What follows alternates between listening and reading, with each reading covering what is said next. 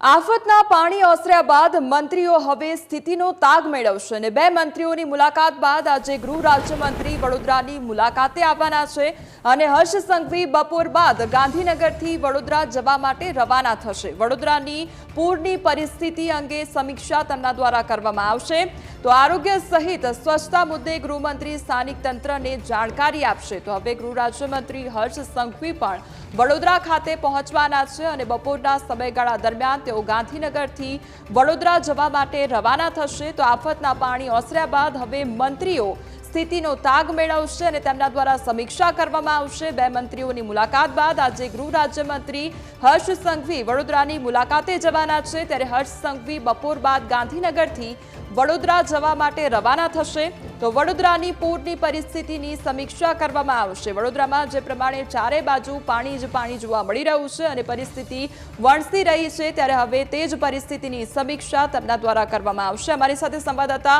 મલ્હાર જોડાઈ ગયા છે। મલ્હાર, ગૃહ રાજ્યમંત્રી હર્ષ સંઘવી પણ આજે વડોદરા જવા માટે રવાના થવાના છે। બપોરના સમયગાળા દરમિયાન શું અપડેટ તેને લઈને?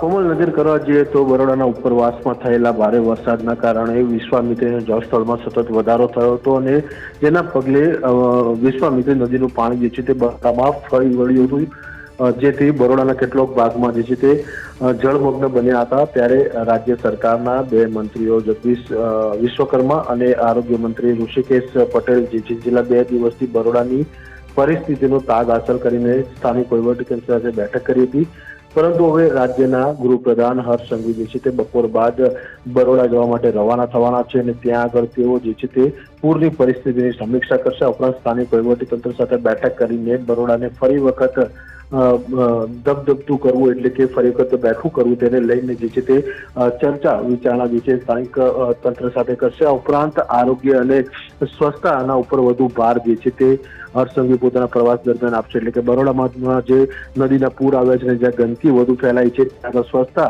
વહેલી તકે થાય તેનું પ્રાધાન્ય જે હર્ષ સંઘવી દ્વારા આપવામાં આવનારું છે। એટલે કહી શકાય છે કે બરોડાને ફરી વખત બેઠું કરવા માટે જે છે તેઓ રાજ્યના ગૃહમંત્રી જે છે તે બરોડાની મુલાકાતે જઈ રહ્યા છે અને ત્યાં આગળ સ્થાનિક તંત્ર સાથે બેઠક કરી જે મહત્વની સૂચનાઓ સરકારથી મળશે તો તેમના દ્વારા જે સૂચનાઓ આપવાની છે તે તંત્રને આપીને કામગીરી કરાવશે। મલ્હાર, આજે ગૃહ રાજ્યમંત્રી હર્ષ સંઘવી વડોદરા ખાતે જવાના છે, તેમના દ્વારા સમીક્ષા પણ કરવામાં આવનાર છે ત્યારે આગામી સમયમાં તેને લઈને કયા પ્રકારની તૈયારીઓ હાથ ધરવામાં આવી છે, તેમના દ્વારા કયા પ્રકારે જાણકારી આપવામાં આવશે, તેને લઈને કોઈ અપડેટ?